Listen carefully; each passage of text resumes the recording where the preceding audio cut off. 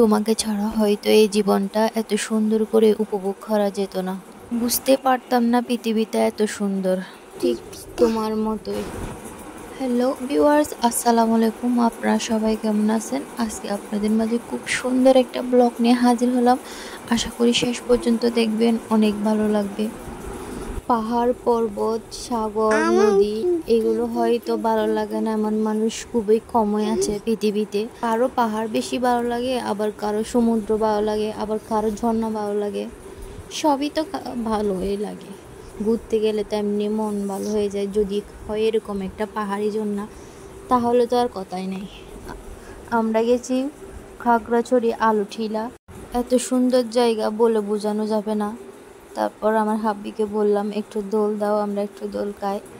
আসলে এরকম জায়গায় প্রিয় মানুষদের সাথে ঘুরতে অনেক বেশি ভালো লাগে, সেটা বলার বাইরে। এই জায়গাটা অনেক বড় জায়গা। আপনি এই পাশ থেকে ওই পাশ, এই পাশ থেকে ওই পাশ সব জায়গা দিয়ে যেতে পারবেন। আর কয়েকটা ব্রিজও রয়েছে। ঝুলন্ত ব্রিজটা আমার ভীষণ ভালো লাগছে, কারণ এটাতে আপনি ধরলে মনে হবে যে পড়ে যাবেন। আমার মেয়ে তো অনেক চিল্লান দিয়ে উঠছিল। এটাই হলো সেই ঝুলন্ত ব্রিজ। একটু ঢং করতে তো ভালোই লাগে ঝুলন্ত ব্রিজে। পাহাড়, সমুদ্র সব জায়গাতেই ভয় আছে, তবে ভয়কে জয় করতে তো হবে। যদি জীবনকে একটু উপভোগ করতে হয়, তাহলে সব ভয়কে উপেক্ষা করে জয় করতে হবে। আর এই সুন্দর পৃথিবীটা ঘুরে ঘুরে দেখতে হবে। আমার ঘোরার খুবই ইচ্ছা, খুবই ইচ্ছা, এটা বলার বাইরে। কখনো বলে বোঝাতে পারবো না। সারা পৃথিবীতে ঘুরে দেখার খুবই ইচ্ছা। সাথে থাকবে আমার ভালোবাসার মানুষ, আমার হাজব্যান্ড। ওকে নিয়ে আমার পুরো পৃথিবী দেখার ইচ্ছা।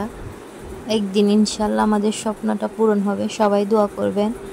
আর আমাদের ভিডিওটা যদি একটু ভালো লাগে, সবাই অবশ্যই একটা লাইক কমেন্ট করবেন। ইচ্ছে করে একটা ঘরে থাকবো দুজনায়, ঘুরবো ভিটে খুশিরিতে সঙ্গী হইয়ায়।